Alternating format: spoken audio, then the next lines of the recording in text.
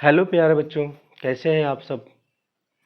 देखिए, कुछ बच्चों का कमेंट आया, मिले अपने अगल बगल के और स्कूल के बच्चे।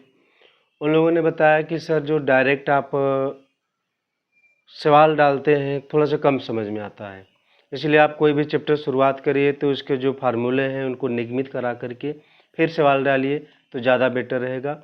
तो आज से वही कोशिश शुरू हुई है। आज हम लोग शुरुआत किए हैं सदिश वेक्टर यानी वेक्टर विश्लेषण का पहला निगमन समांतर चतुर्भुज विधि। ठीक है, अब यहाँ पे देखिए समांतर चतुर्भुज विधि में क्या होता है कि दो वेक्टर होंगे, वेक्टर ए और वेक्टर बी।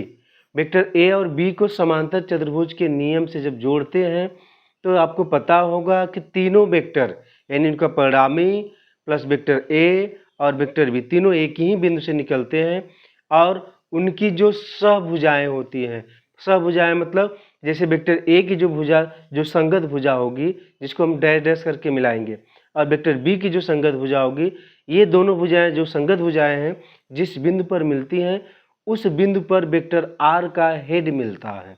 ठीक है, यानी अगर हम इसका डेरिवेशन करें, पहले मान लेते हैं कि माना दो वेक्टर ए तथा वेक्टर बी दिए हुए हैं तथा इनका परिणामी वेक्टर आर है। ठीक है, अब यहाँ आप देखिए समांतर चतुर्भुज विधि से हम वेक्टर ए और वेक्टर बी को खींच देते हैं, तो ये मान चलिए कि ये आपका हो गया वेक्टर ए और कुछ इस तरीके से ये होता है आपका वेक्टर बी। ये वेक्टर ए हो गया और ये हो गया वेक्टर बी। यहाँ पे वेक्टर ए का परिमाण हम ले लेते हैं कि क्या है, ए है, और वेक्टर बी का परिमाण क्या ले लेते हैं, बी हो जाएगा। तो देखिए प्यारे बच्चों, वेक्टर ए के समांतर हम एक रेखा खींचेंगे और फिर वेक्टर बी के समांतर एक रेखा खींचेंगे।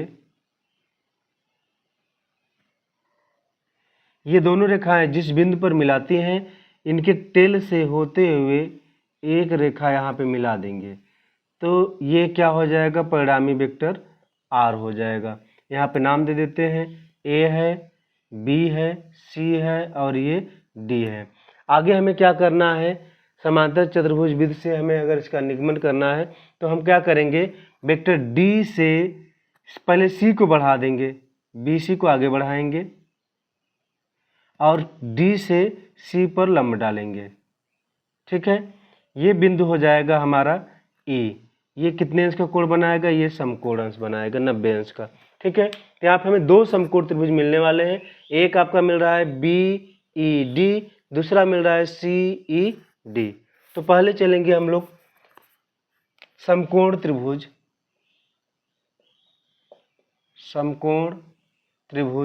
बी ई डी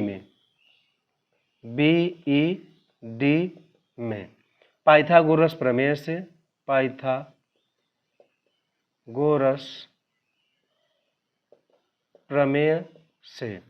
क्या होता है पाइथागोरस प्रमेय, कर्ण स्क्वायर बराबर लंब स्क्वायर प्लस आधार स्क्वायर।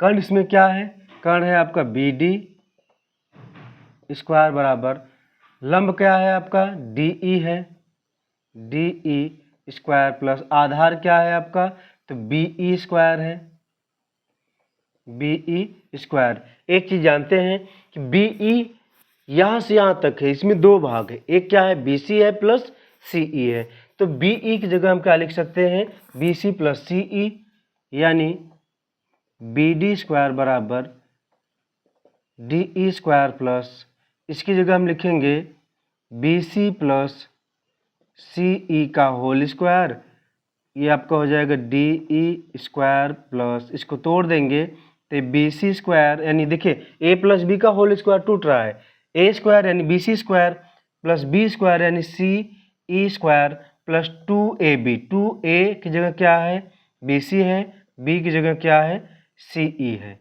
ठीक है, ये किसके बराबर आ गया, ये आया बी डी स्क्वायर के बराबर। इसको कर देंगे समीकरण नंबर 1। अब यहाँ पे एक चीज़ ध्यान दीजिए बच्चों, बी सी का वैल्यू हमें पता है, लेकिन ना तो हमें डी ई का वैल्यू पता है मतलब ये, और ना ही हमें सी ई की वैल्यू पता है यानी ए।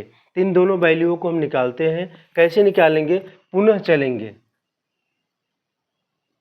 पुनः समकोण त्रिभुज सी ई डी में, सी ई डी में। अब यहाँ से देखिए प्यारे बच्चों कि ये कर्ण का काम करेगा, इसके लिए, इस त्रिभुज के लिए ये क्या करेगा, कर्ण का काम करेगा। यानी सी डी स्क्वायर बराबर लंब क्या है, डी ई है, D E square plus c e square, सी ई स्क्वायर। अब यहाँ पे ध्यान दीजिए, डी ई बराबर क्या हो जाएगा, ये इधर आएगा माइनस हो जाएगा, यानी सी d square minus c e square बराबर डी ई स्क्वायर, इतना होगा। अब जहाँ पे आपको डी ई स्क्वायर दिखेगा वहाँ क्या रखना है आपको, सी d square minus c e square, पहला हो गया। दूसरा देखिए, हमें सी ई का मान निकालना है, तो सी ई का वैल्यू क्या हो जाएगा, ध्यान दीजिए, ये आपका है आधार और ये क्या है, कर्ण है। ठीक है, तो जानते हो कॉस थीटा बराबर क्या होता है, आधार बटे कर्ण। कॉस थीटा बराबर आधार आपका क्या है, सी ई है, कर्ण क्या है आपका, डी सी है या सी डी है, सी डी है। ठीक है, सी डी इधर बटे में इधर जाकर क्या हो जाएगा, गुणा हो जाएगा, यानी सी डी कॉस थीटा बराबर सी ई। अब आगे देखिए, हमको दो मान रखना है, कौन कौन सा, एक सी ई और एक डी ई स्क्वायर का। यहाँ पे लिखेंगे सी ई तथा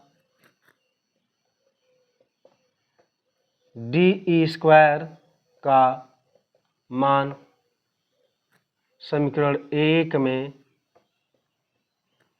रखने पर, समीकरण 1 में रखेंगे प्यारे बच्चों। समीकरण 1 क्या था, बी डी स्क्वायर बराबर डी ई स्क्वायर। अब डी ई की जगह हमें क्या रखना है, देखिए ध्यान दीजिएगा, डी ई की जगह हमें रखना है c d square minus c e square, c d square minus c e square. फिर उसके बाद प्लस क्या था, बी सी स्क्वायर, फिर प्लस सी ई स्क्वायर, फिर plus 2BC into c e की जगह क्या रखेंगे, c D cos theta, c D cos theta. यहाँ पे देखिए सी ई स्क्वायर माइनस से प्लस से कट जाएगा, तो बी डी स्क्वायर बराबर क्या बचेगा, सी डी स्क्वायर प्लस बी सी square plus 2BC into C D cos theta. एक चीज़ जानते हो, मैंने आपको बताया था, या एक चीज़ जान लीजिए कि जो BC है वह CD के क्या है, समांतर है। इसी तरीके से BC AD के समांतर है और AB CD के समांतर है। तो अगर हम यहाँ पे ये कह दें कि चूँकि BC समांतर AD, तो इसलिए क्या हो जाएगा, BC AB बराबर CD होगा, जहाँ पे CD है वहाँ पे AB रख देंगे, तो BD स्क्वायर बराबर CD की जगह हमें क्या रखना है, AB रखना है, तो ये हो जाएगा AB square plus BC square plus 2AB को पहले लिखते हैं AB into BC cos theta, इतना हो जाएगा। अब मान रखिए, तो BD की जगह क्या आएगा, R आएगा, R स्क्वायर बराबर AB की जगह क्या आएगा आपका, AB बराबर है आपका B स्क्वायर प्लस BC की जगह क्या है आपका A square plus 2BA cos theta. इसको एक सीरियल से A को पहले लिखेंगे, B को बाद में लिखेंगे, तो R बराबर हो जाएगा रूट में A square plus B square plus 2ab cos theta. ये आपका हो जाएगा समांतर चतुर्भुज नियम से दो वेक्टरों का परिणामी वेक्टर ज्ञात करना। ठीक है, ओके बच्चों, धन्यवाद।